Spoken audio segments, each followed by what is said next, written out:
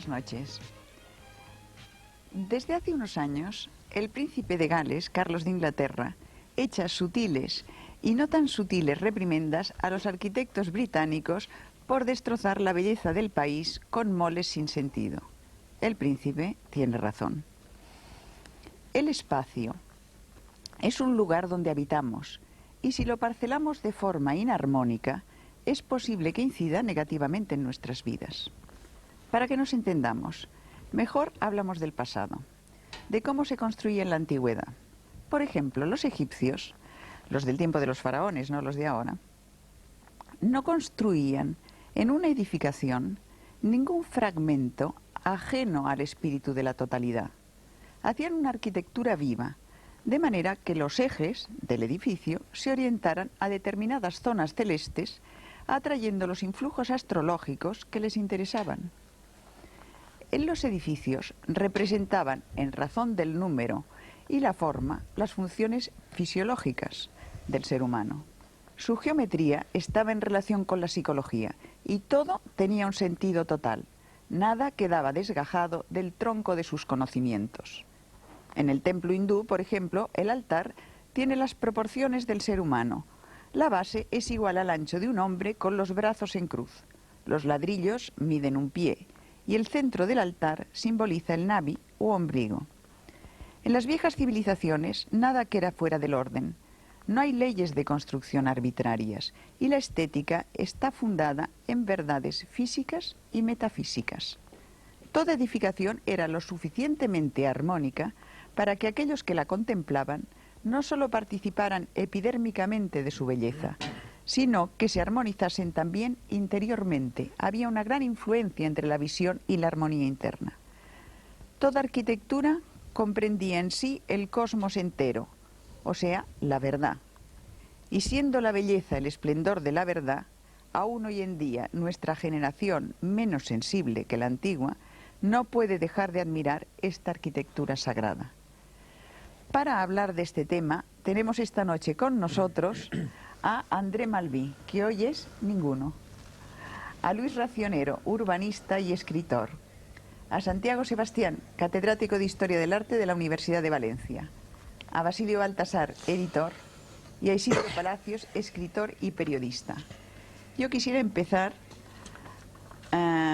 preguntando un poco en general, si queréis por orden me vais contestando, si esta arquitectura sagrada ha prevalecido en algún lugar, si verdaderamente cuando se construyó es, tal como he dicho, eficaz, y si veis visos en las nuevas generaciones de que eso pueda volver a hacerse, o sea, que haya una arquitectura viva como la hubo. ¿Quién empieza de vosotros? Damos la ronda. Hacemos una ronda breve y luego ya entramos. A pesar de que Gaudí murió debajo de un tranvía en Barcelona, él estaba haciendo obras copiando la naturaleza, copiando con letras mayúsculas, o sea, fiándose a lo que permite la vida, oponiendo la entropía y la negantropía. Creo que el sentimiento hondo del orden prevalece sobre cualquier gana humana de hacer cualquier cosa. Los templos, desde esos dibujos que tenemos que vienen de las obras de Suárez de Lubitsch y que, entre comillas, tenemos hoy aquí porque los hermanos Montero de Olot han hecho el esfuerzo de preparar esos paneles. Pues ahí, extrañamente, se construyó algo aparentemente siguiendo el plan mismo del crecimiento humano, a tal punto de que el rey pequeño, el niño faraón, servía para determinar todas las fases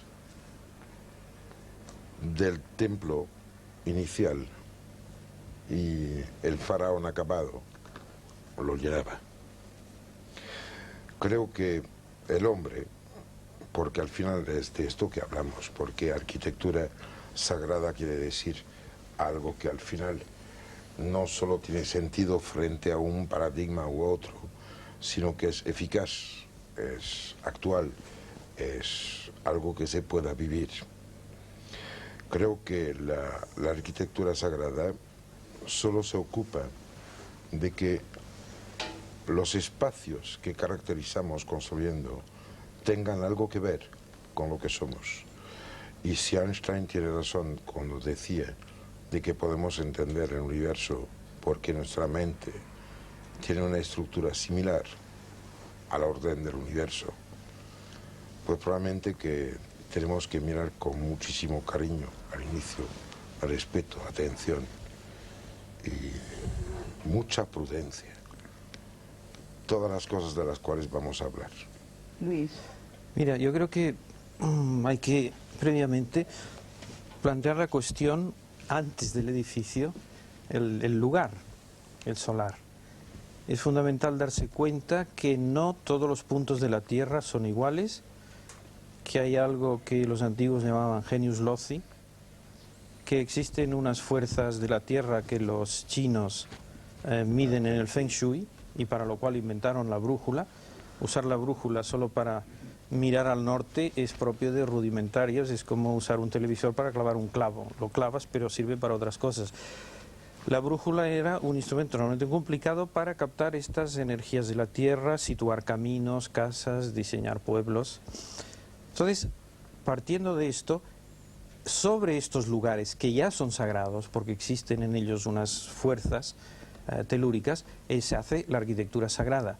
Por ejemplo, uno sabe preguntar por qué las ermitas están a 3 kilómetros del pueblo, cuando lo lógico sería que estuvieran en el pueblo o en la periferia. Y en cambio, la gente tiene que trasladarse a esos sitios y andar 3 kilómetros. ¿Por qué? Porque lo importante es el sitio. Como se demuestra en las leyendas, en que cuando aparece una virgen, la virgen se niega a ser transportada, se hace muy pesada y a pesar de que lo intenten transportar con unos bueyes, se queda en el sitio. Y es porque lo que está marcando es el sitio. Y por esto en Zaragoza se toca el pilar. Es decir, el pilar, la piedra, el megalito, los menires serían pues como la acupuntura del cuerpo de la tierra, porque ya decía Leonardo que toda la tierra es como un ser viviente, ¿no? Donde los mares son los ríos son las venas, las atmósferas son los pulmones. Si la tierra es un ser vivo, tiene unas energías como las del cuerpo humano. Y la acupuntura funciona para el cuerpo humano, y entonces los megalitos, los menires, serían como una acupuntura del cuerpo de la tierra. Supone que existen estas energías. Y sobre estos lugares especiales es sobre los que se empieza la arquitectura sagrada, de la cual podemos hablar luego. Santiago Sebastián. Muy bien, pues enlazando con lo que dice aquí mi compañero racionero, yo pienso que debíamos de empezar por decir qué es arquitectura sagrada, ¿no? Y qué es lo sagrado. Realmente la primera pregunta sería exactamente qué es lo que entendemos o ha entendido el hombre por lo sagrado. Y de nuevo, yo soy historiador y yo tengo que naturalmente volver al pasado y sobre todo preguntarles a las sociedades arcaicas y tradicionales qué es lo que ellos han entendido por esto. Y esto nos lleva fundamentalmente a la idea de macrocosmo y microcosmo. Es decir, estos dos conceptos son fundamentales para mí para comprender qué es lo sagrado. Porque el macrocosmo, pues evidentemente es la referencia a lo exterior y el microcosmo es la referencia al nivel humano, al nivel del hombre. Entonces, pues, el hombre ha creado una serie de espacios, esos espacios a que aludía aquí Racionero, y ha creado lo que llamamos microcosmos. El hombre es un microcosmo, pero a su vez el hombre, en el nivel terrestre, ha creado esos microcosmos que sirven para expresar la relación que el hombre tiene con el macrocosmos.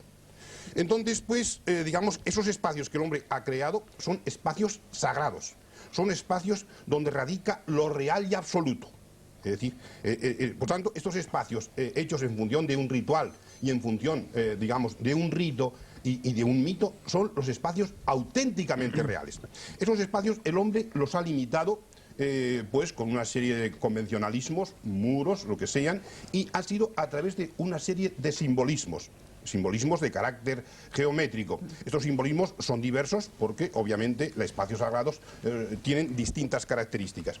Y también otra noción que nos ayuda para comprender esa imagen del mundo que ha tenido el hombre es, digamos, la división de ese microcosmos en 3 niveles. El nivel superior, que es el nivel celeste, el nivel inferior, que es el nivel terrestre, donde vive el hombre, y el nivel subterráneo, que es, digamos, el mundo de los demonios y de las larvas. Fuera de los espacios sagrados, de los espacios que crea el hombre como microcosmos, existe la noche, existe la angustia, existe ese espacio donde reina la muerte y el caos. Y donde naturalmente no tiene consistencia ni existencia lo sagrado. Después, como ya aquí se ha dicho, pues será, desde mi punto de vista, determinar cuáles son esos espacios y qué formas tienen para realmente comprender dónde está radicado lo sagrado dentro de la historia y dentro del entorno arquitectónico en el cual nosotros nos movemos. Muy bien. Basilio. Hay un libro de Le Corbusier que se llama El Modulor. Y las primeras palabras de este libro, Le Corbusier anuncia ya de cuál va a ser su gran tema. Y dice que arquitecto es aquel que hace casas o libros. Es una referencia muy explícita a lo que ya Attila Gyika, aproximadamente en la misma época, estaba tratando con su tratado de la estética de las proporciones. Y es que existen unas medidas, a pesar de que sean conceptos que no son perfectamente similares, pero que hay unas medidas que permiten que el hombre, a través de sus obras, reproduzca cuáles son los grandes ritmos, las grandes proporciones, las grandes simetrías de la naturaleza. Hay aquí una lámina, que es un cuadro de Giorgione, que al mismo tiempo que hacemos una alusión a los más recientes tratados de arquitectura que intentan recuperar cuáles son las contribuciones de la tradición, hacemos mención a esto porque el cuadro se titula Los tres filósofos. En él se ve al personaje más joven al que se le atribuye ser el autorretrato de Giorgione, y en la mano tiene una escuadra y un compás. Esto es precisamente el cartabón, la escuadra, son los atributos de Santo Tomás de Dídimo, el apóstol escéptico, que se convirtió en el patrón de los arquitectos y al que la leyenda, a través de los hechos de Tomás, atribuye una leyenda muy curiosa. Pues es él, curiosamente, el apóstol escéptico, el que no cree nada, el que se convierte en el patrón de los arquitectos y el que en uno de sus viajes a la India se enfrenta con el rey Gundaforo, al cual le promete la construcción de un gran palacio. El rey se va de viaje, lo deja al cargo de la obra y cuando vuelve no encuentra palacio por ningún lado. Entonces Tomás, muy astuto, le dice: el verdadero palacio lo verás cuando hayas muerto, porque está en el cielo. Entonces aquel monta en cólera. Bueno, la leyenda ya se convierte en una leyenda ejemplar y ya sale un poco fuera de nuestro interés. De todas maneras, creo que es importante recordar a la frase de Le Corbusier, las contribuciones de Attila Gyika y luego más recientemente un arquitecto al cual me sorprende cada vez con una nueva obra y al cual admiro profundamente, que es Bofill, y sobre todo su concepto de la monumentalidad y de la teatralidad. La arquitectura lo que hace es permitir la reproducción de una escenografía en la que vive el ser humano y en donde tienen que producirse ciertas emociones y ciertas circunstancias. Cuando Bofill propone la monumentalidad, y esa frase ya célebre, decir, ¿por qué no poder vivir en un monumento?, creo que está dando un paso importante dentro de lo que es la historia de la arquitectura. Isidro. Bien, yo creo que después de todo lo que aquí se ha dicho sobre la arquitectura sagrada y en general sobre el arte sagrado, creo que se ha apuntado un poco, pero yo querría, para ser más didáctico, perfilar más la cuestión. Creo que fundamentalmente el arte sagrado, la arquitectura sagrada, en general todo arte sagrado, tiene en fundamento y en esencia un carácter simbólico. Se define fundamentalmente como símbolo, es decir, como una expresión tangible de algo inmaterial, de algo invisible, del espíritu. Esto, en el fondo, pues quiere decir una cosa: no conocemos ningún símbolo que tenga un autor humano, y eso define o deduce otro segundo aspecto del arte sagrado. El arte sagrado, por esencia, es un arte anónimo, no cree en la genialidad humana. El artista, en realidad, es un vehículo de una expresión que recibe de lo alto, pero nunca es una expresión de su peculiaridad personal. Esto creo que es fundamental dentro del arte sagrado. Y también se ha hablado aquí del arte sagrado como expresión de un macrocosmos, de una realidad cósmica. Es en el fondo efectivamente un libro abierto. El símbolo en realidad es una doctrina, transmisión de una doctrina. Pero al mismo tiempo también es un rito. El arte sagrado, a quien se incorpora al arte sagrado, quien se incorpora al sentido simbólico de una catedral, por ejemplo, y trasunta en ella, en realidad se siente transformado también espiritualmente. Bueno, ahí, exacto. No ¿Has acabado? no es solamente Déjalo terminar. no es solamente un aspecto, un libro abierto, enmudecido tal vez, pero que tiene una gran doctrina y macrocósmica evidentemente, sino que al mismo tiempo una capacidad de transformación importante. Y por último, enlazando con lo que tú decías antes, cómo se puede concebir el arte sagrado en nuestra época, creo que tendría que efectivamente modificarse en gran medida, en profundidad, nuestra mentalidad actual. El arte, la virtud o la belleza para el mundo tradicional eran siempre medios. Sabemos que, por ejemplo, los tibetanos construían o pintaban sus tankas como medios de meditación, y una vez que habían cumplido esa misión, ese arte que habían creado podía ser incluso destruido. En nuestra sociedad originada en la burguesía, concebimos la virtud, la belleza y el arte como fines en sí mismos. El mundo tradicional concibe el arte para ser usado, nunca para ser un medio de lucro, nunca para ser un medio ornamental incluso de belleza, para sentirnos bien y a gusto. Es decir, el arte en el sentido tradicional es algo muy útil desde el punto de vista corporal y desde el punto de vista espiritual. Yo quería hacer, os he oído hablar y habláis de el arte, en este caso, como un símbolo, como un libro. Yo lo único que quería haceros notar es que tú te sientas en una pirámide con el eje norte-sur y te sientas de cara al norte y te estimula la glándula pineal, y te sientas de cara al este y te estimula la hipófisis. Cuando yo hablo de arte sagrado no hablo de una cosa muy bonita geométrica, claro, sino de qué es algo lo que esa operativo, cosa emana, operativo. Perdón, operativo. Andrea había pedido la palabra. Sí, pero bueno, la dejo a ti primero y yo sigo. Sí, completamente de acuerdo en lo que decía Isidro Palacios, pero lo fundamental es la experiencia que tiene el hombre y la mujer cuando se meten en esa arquitectura sagrada. Es decir, para mí una arquitectura es sagrada o no lo es si produce ciertas experiencias o no las produce, al que naturalmente está preparado.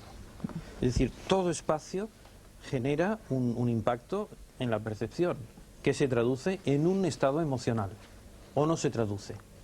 Si no se traduce no vale nada. Pero puede no ser un estado emocional, puede ser un estado que sea fisiológico o mental. ¿Y dónde está la frontera? Mental, entonces... Hay frontera. Ahí está, vamos a ver. Porque puede no gustarte una cosa y hacerte un efecto. Por ejemplo, emocionalmente no sentirte Pero si es, implicado. escucha, si es mental, ya entonces no estamos hablando de arte, estamos hablando de libro o de símbolo. Es decir, la diferencia entre arte y lo que no es arte reside en que el arte apela a las emociones. Lo que apela al intelecto es la razón.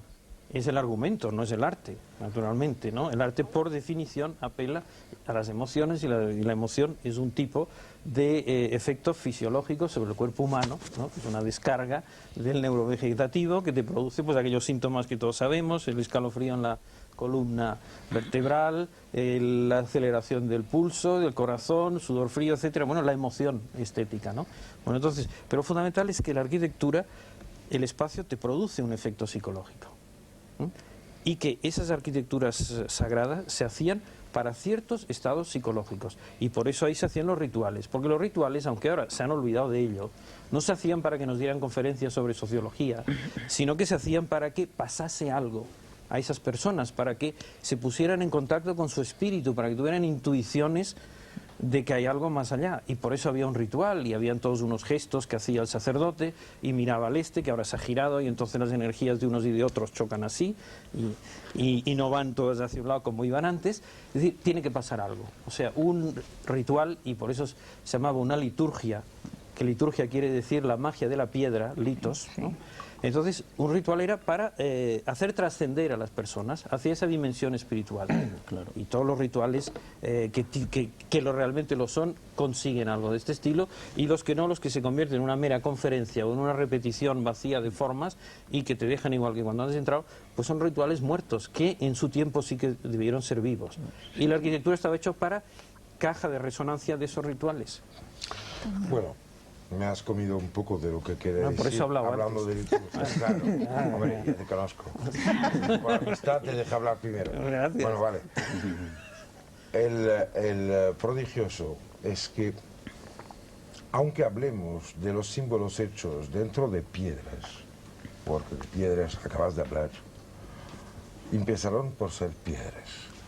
Creo que poco importa el tipo de dibujo que se haga en una masa de piedra. Lo que sí importa es en qué orden se han puesto. Yo tuve la extraña suerte de conectar con compañeros du Tour de France, que son gente que conectados con la gran tradición masónica, pero que ellos son operativos.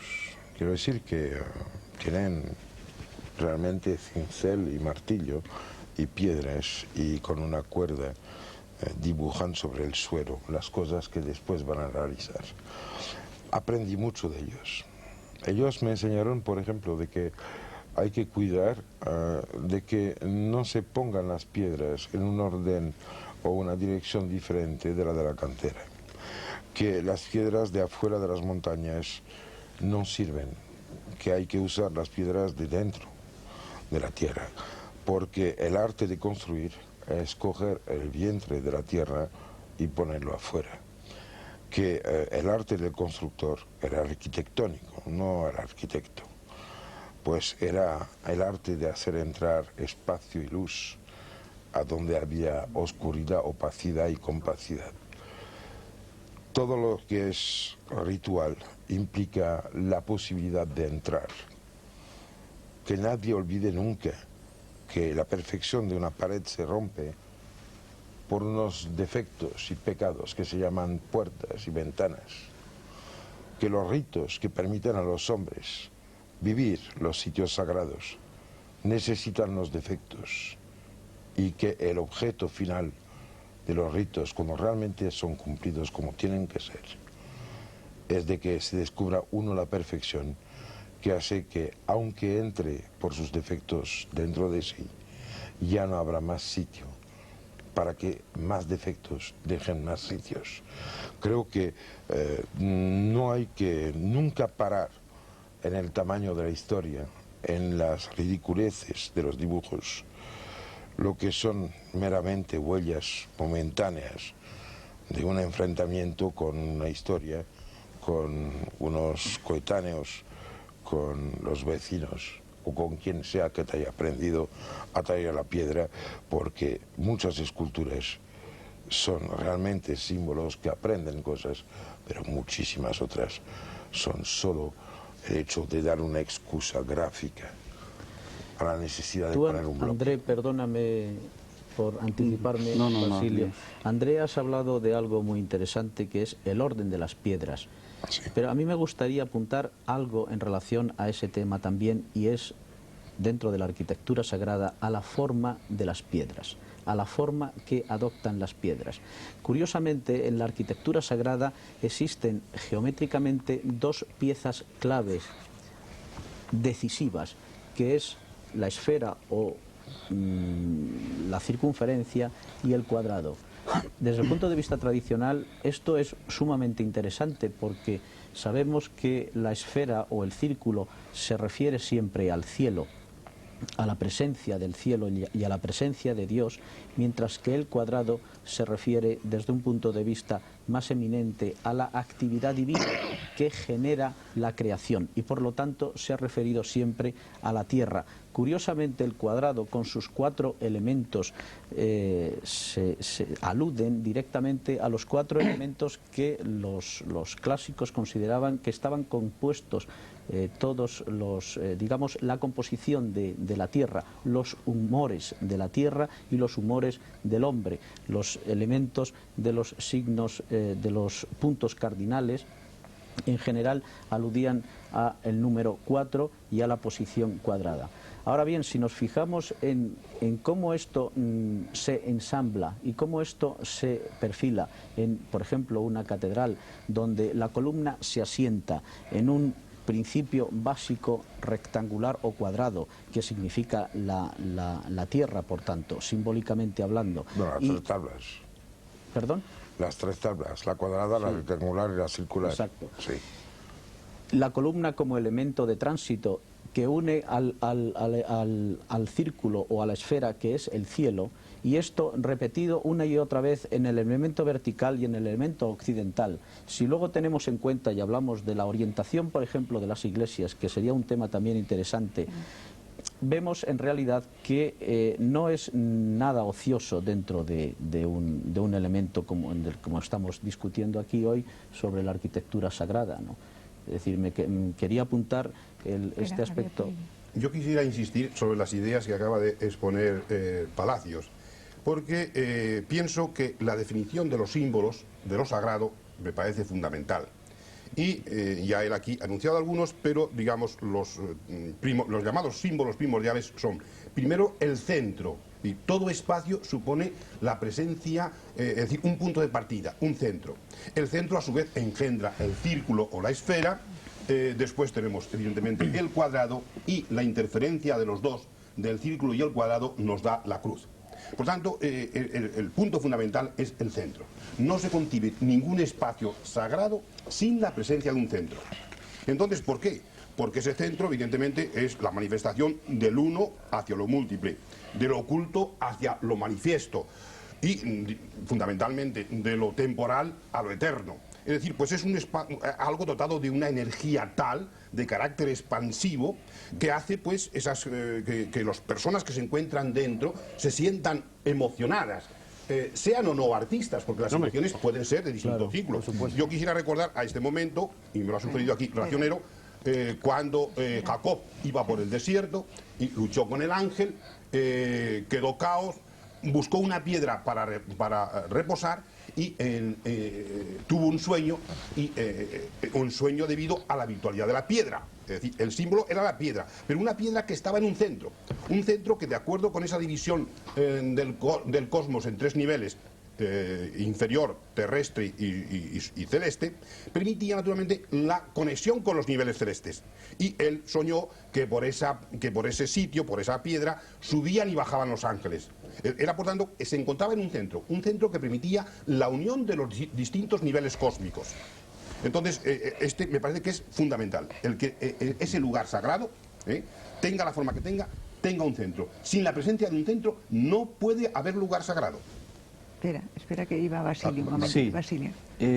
Todas las observaciones sistematizadas y conceptualizadas por autores como Mircea Eliade acerca del edificio sagrado del templo como centro del mundo, incluso toda la metamorfosis detectada de una manera visual y simbólica muy claramente entre la cueva y el templo como casa sin ventanas para reproducir esa atmósfera original de la cueva, nos demuestra que efectivamente hay una cosmografía espiritual alrededor del arte de la arquitectura.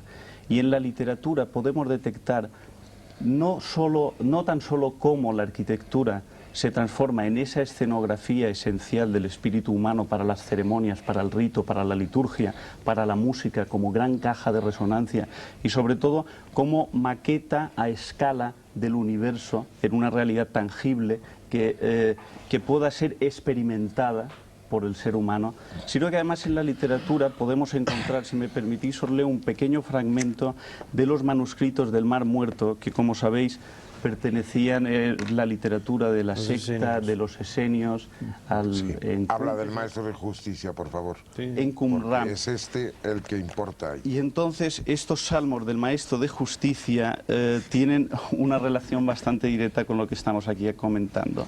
Y es de qué manera la arquitectura al mismo tiempo servía como alegoría de las metamorfosis espirituales. Claro. Entonces, en este fragmento, que además está traducido por el padre González Lamadrid y es una versión poética realmente extraordinaria, dice: yo era semejante, es un pequeño fragmento, dice: yo era semejante al que entra en una ciudad fortificada y busca refugio en una alta muralla, en espera de que llegue la salvación. Yo me apoyé, Dios mío, sobre tu verdad, pues tú pones el cimiento sobre la roca y el armazón según la justa medida y el nivel exacto, y la plomada para probar las piedras auténticas, en orden a construir un edificio sólido de manera que no se mueva. Es interesantísimo. Y eso tiene una relación también directa con una frase del Deuteronomio que es muy curiosa, porque dice: de la piedra que te creó te olvidaste. Entonces, esa capacidad de la literatura para convertir lo más espiritual y etéreo, como es Dios en este caso, en el símbolo más tangible de lo más material, es una paradoja que quizás nos pueda dar luz sobre muchos asuntos, sobre la gran metáfora de San Agustín, de la ciudad de Dios y de lo que contábamos antes de Santo Tomás. Sí, Yo, no hay ¿me que permitís que yo quería hacer te quería hacer una pregunta? André, tú que sabes más de energética, ¿no es posible que todos esos templos lo que quisieran hacer es, en lugar también, además de muchos otros factores, no lo único, en lugar de buscar espacios energéticamente especiales, crearlos, porque tú haces un domo, haces una serie de cosas y da un poco más igual el sitio donde lo haces? Tú atraes una serie determinada de cosas. ¿Es posible esto o no? Mira, Jacques Bergier decía que una pila atómica no era nada más que la organización geométrica de elementos puros. Siento mucho, pero sigue siendo verdad. Lo que a mí me importa mucho ahí es decir que los templos suelen ofrecer los sitios sagrados, la arquitectura real, no los edificios ni las construcciones. Hablo de arquitectura, es diferente, ¿eh? Suelen entregar una posibilidad de armonizarse, al igual que lo que decía antes de que empezase esto, no basta pintar el pirulín Torre España para recibir esta emisión. Hace falta tener una antena que tenga una medida proporcional a la longitud de onda con la cual emitimos. Pues los sitios sagrados tienen esta fenomenal característica de estar en resonancia por proporciones, por orientación y por recorrido. Perdona, entonces sería una armonización no natural, o sea, no es que tengas solamente que buscar un sitio especial para hacerlo, que sí lo buscaban, sino que ellos, con su arte, hacían un lugar especial. Sí. Y nosotros Las también. dos cosas. Bueno, Quien sí, sea no. que coja un sitio desértico y en el cual ponga un templo, en el cual el recorrido del sol marque la marcha de los que están dentro y los comportamientos recíprocos de los que están dentro, que quieren estar dentro, porque al hablar de arquitectura siempre hay que hablar de los que están dentro y de los que están afuera. Hay gente que no quiere entrar y esto es un concepto muy importante, pero es que la orientación de este a oeste, el salir y el poner del sol, los que se ocupan de dejar entrar gente o dejar salir, porque los templos muy pocas veces tienen varias entradas, generalmente hay una, por esta entras, llegas hasta el naos, acabas, entiendes y desde ahí pues o bien te vuelas o bien vuelve a salir tu cuerpo por la misma entrada por la cual habías venido, pero con discreción. En el concepto de arte sagrado y de arquitectura sagrada hay una cosa que me molesta mucho, que es que se puede presuponer que haya gente que sí y gente que no. Yo afirmo que, por ejemplo, en los Dogon del Malí, en el acantilado de Bandagliara, en la cual todos los pueblos están construidos reproduciendo simbólicamente un cuerpo humano, hasta los comportamientos anuales de cosecha, de almacenamiento, de tener agua o de comer, tienen que ver con la repercusión en el pueblo del sitio del cuerpo. Existe una anatomía sagrada, existe una geografía mística, existe un montón de lecturas de este universo en el cual estamos inmersos, de los cuales pues la arquitectura sagrada es solo una de las maneras de entender, leer y sobre todo comunicarse, porque si el templo no comunica con Dios, no es ningún templo. Pero yo lo que te pregunto es si es solo una explicación o un acto eficaz, porque una explicación es muy eficaz a nivel intelectual. Es un acto eficaz. Es lo que yo te preguntaba es esto, si mira, se pueden hacer... En mi laboratorio hice idioteces sí.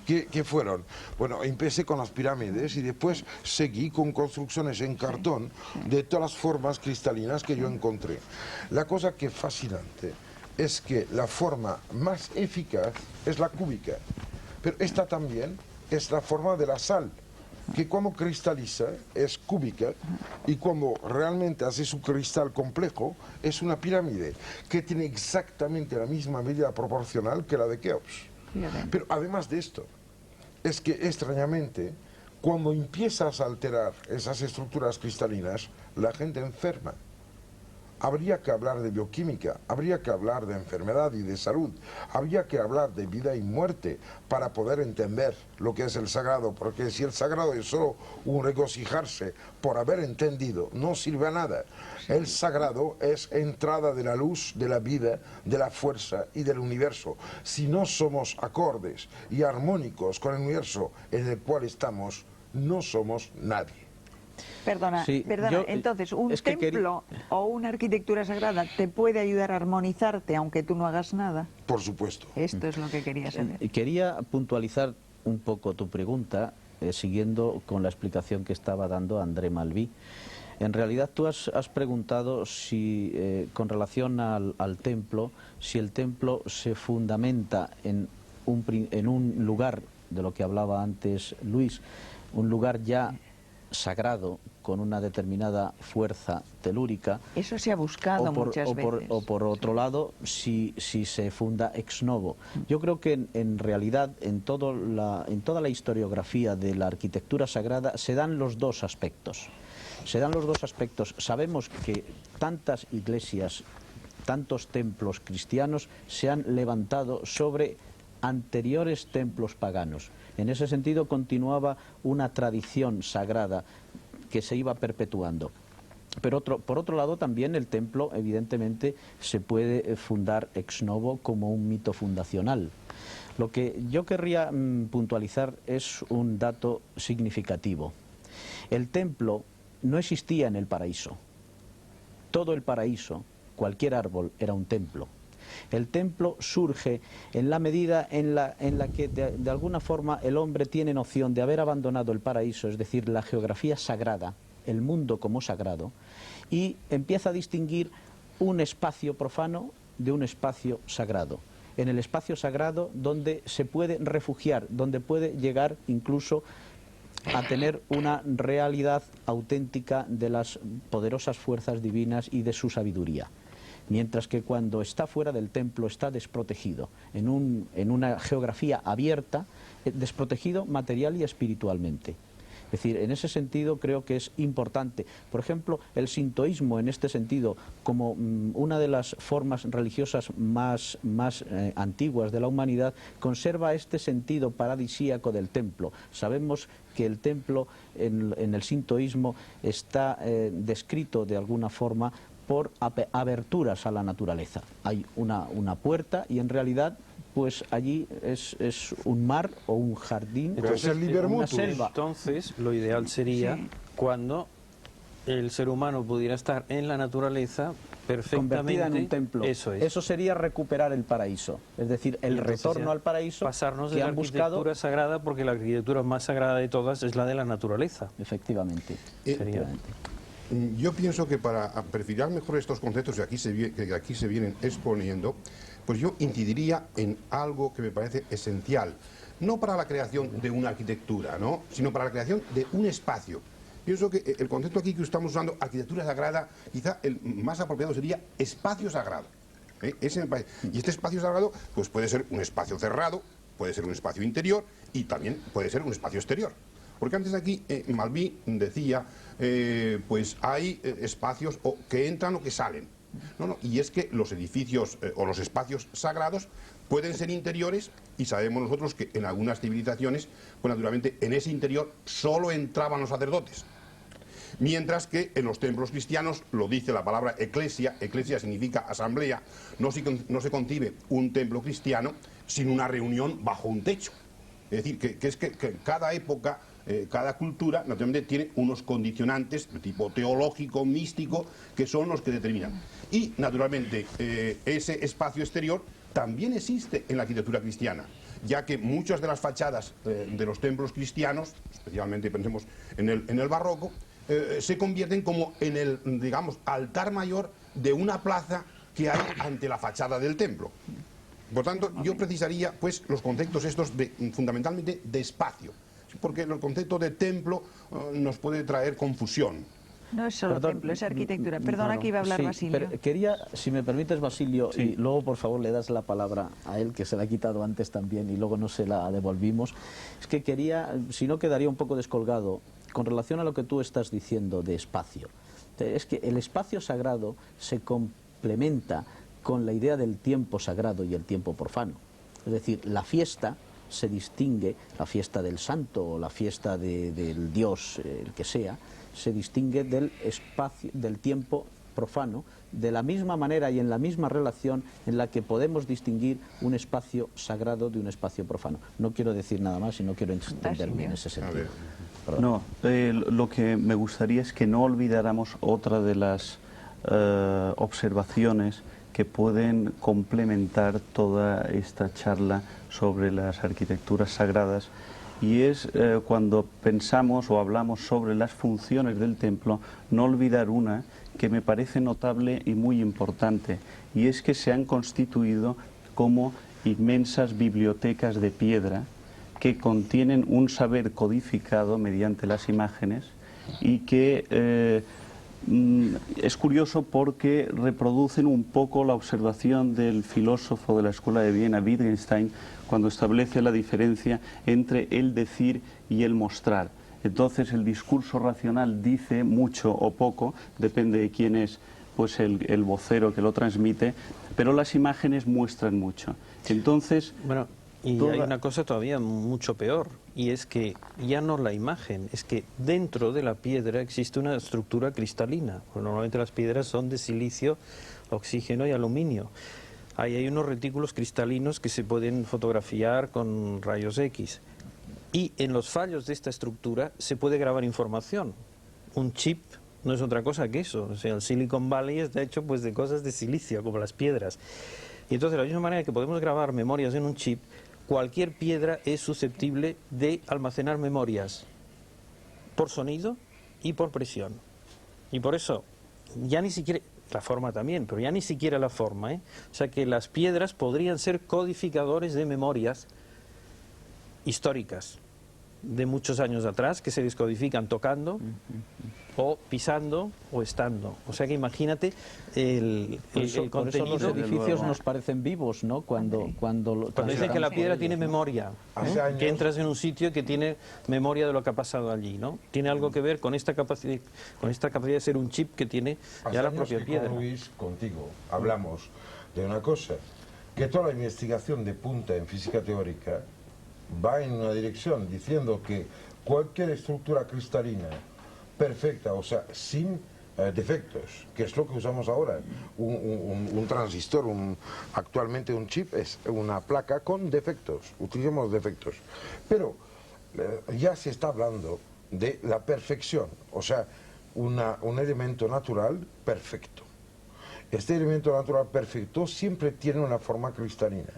Extrañamente, tenemos joyas que van siempre conectadas extrañamente con la utilización de los espacios sagrados. Pero estas joyas llevan piedras. Siempre son piedras que tienen unas cuantas connotaciones: transparencia, perfección y talla muy similar a su forma de cristalizar.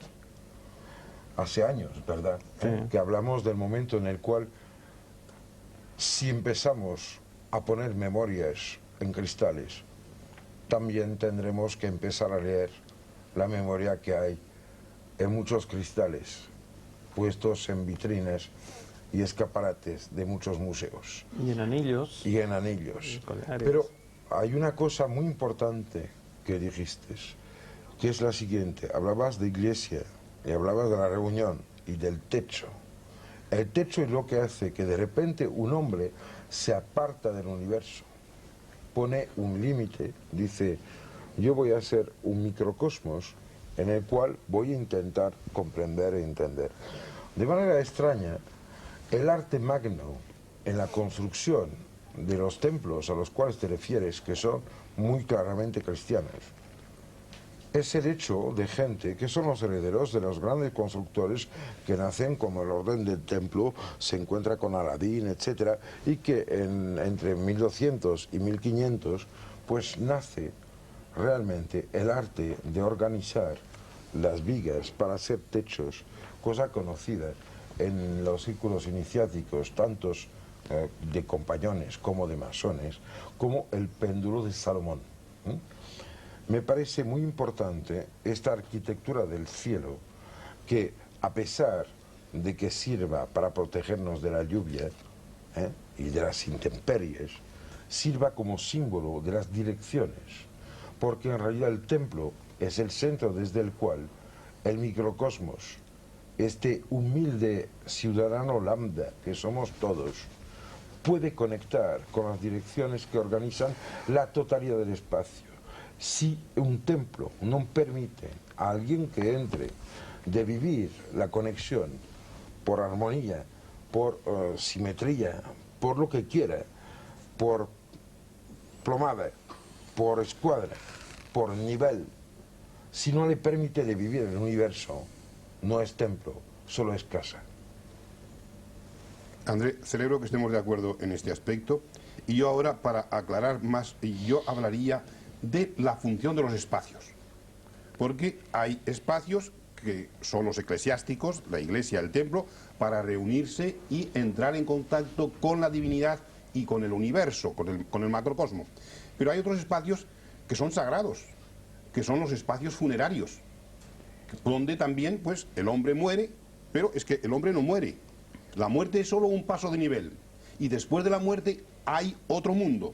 Entonces, esa llamada a la trascendencia se hace por unos espacios determinados. Generalmente, aquí ya se dijo, son espacios circulares, porque el círculo está aludiendo a lo trascendente, está aludiendo a lo celeste, y por tanto son los más adecuados para los propiamente funerarios. Hay otros espacios que son, digamos, conmemorativos, porque están santificados por la presencia de un personaje importante. Y entonces yo quiero pues señalar de que hay diversidad de espacios y por tanto esta diversidad y diversidad de funciones espaciales, y por tanto esa diversidad de funciones imponen distintos tipos de espacios. Y esto también tiene que ver con las diferentes talantes de cada cultura. Gaudí decía, comparaba a Orestes y Hamlet con el templo griego y la catedral gótica, y decía, el templo griego es una columnata abierta, transparente, es Orestes, tiene que matar, lo mata, lo hace. La catedral gótica es cerrada, ya a la penumbra, es Hamlet, es la duda. ¿Qué ha pasado, decía él, entre el hombre griego y el hombre europeo? Ha caído esa duda, esa vacilación, y de repente el espacio sagrado ha cambiado completamente de espacio. Ha cambiado completamente de plástica, porque seguramente el espíritu del hombre también había cambiado, algo había pasado dentro del hombre que buscaba ese espacio más tenebroso y más cerrado, en contra de los peristilos abiertos del arte griego, ¿no? En relación con esto que decía Gaudí, yo diría, vamos, es tradicional, de que la arquitectura griega es una arquitectura escultórica.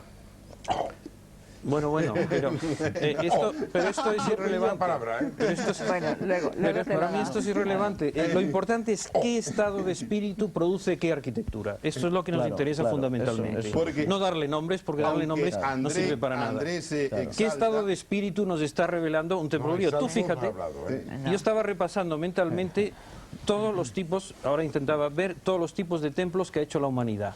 Empiezas con el dolmen, sigues con la cueva y luego ya te pasas a que los egipcios y los griegos hacen columnatas, templos con columnas transparentes, cosa que luego se repite en muchas mezquitas islámicas.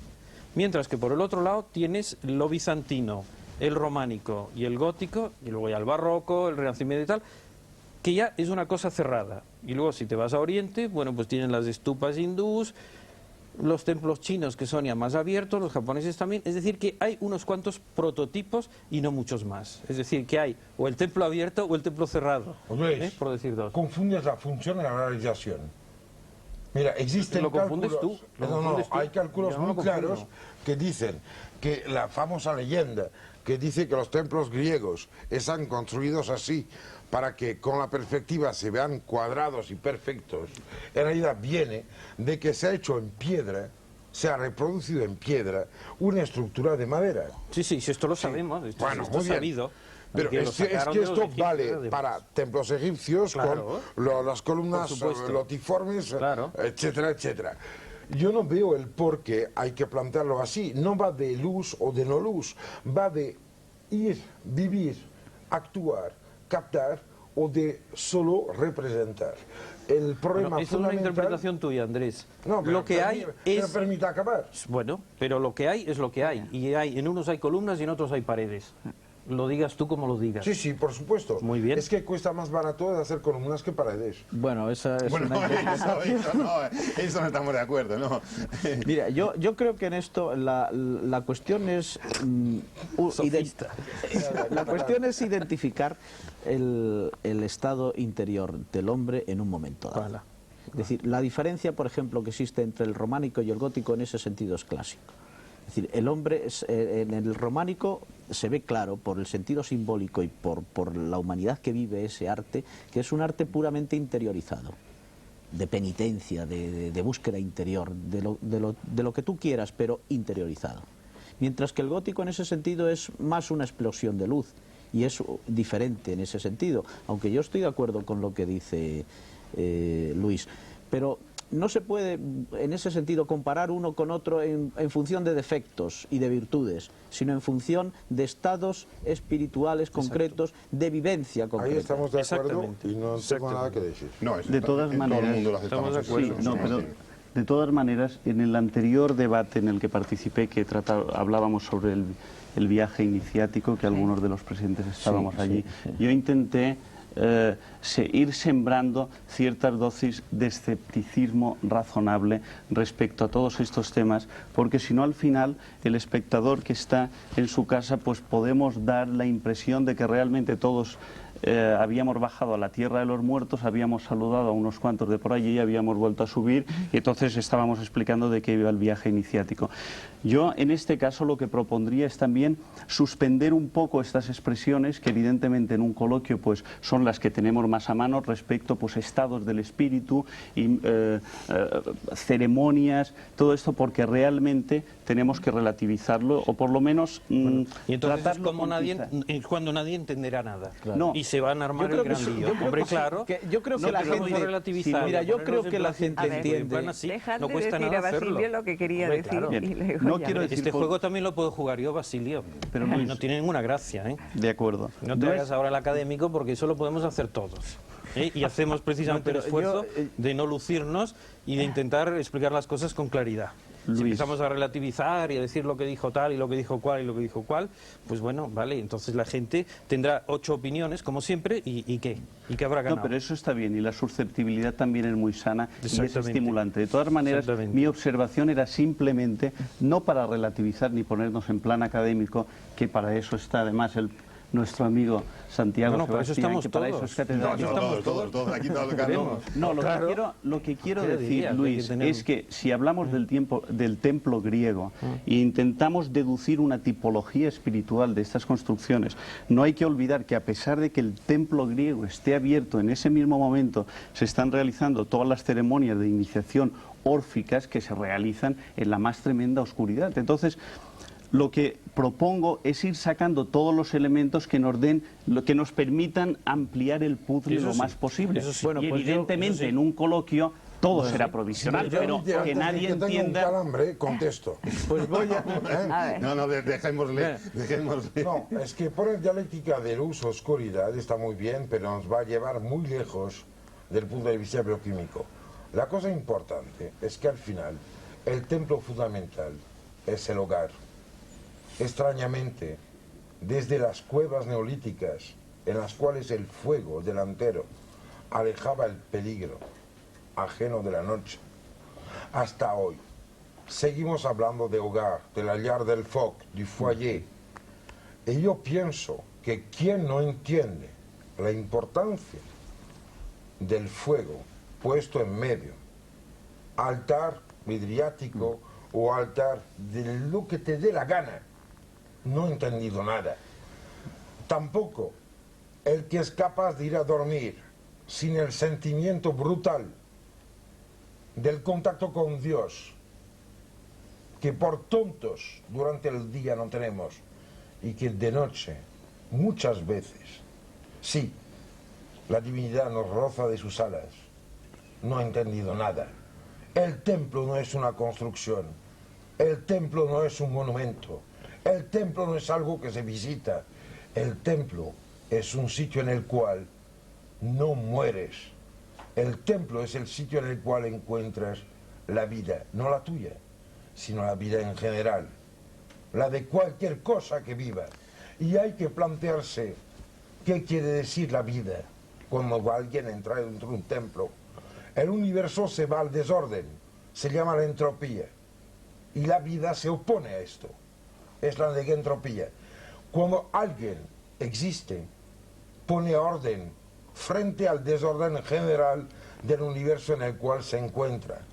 Recoge Bueno, y la esto es primera hacer pila arquitectura. solar, Y esto que es es hacer cortar un arquitectura. árbol que ha recogido energía Y en eso lo consiste quema. la El belleza. primer templo es Sí. la luz Bueno, Andrés, déjanos nocturna hablar también, y sí, la claro. gente alrededor. Y ahora me Bueno, callo. André, Pero bien también, lo siento, pero yo no estoy de acuerdo con eso. Por supuesto. El hogar no es un espacio sagrado, ¿eh?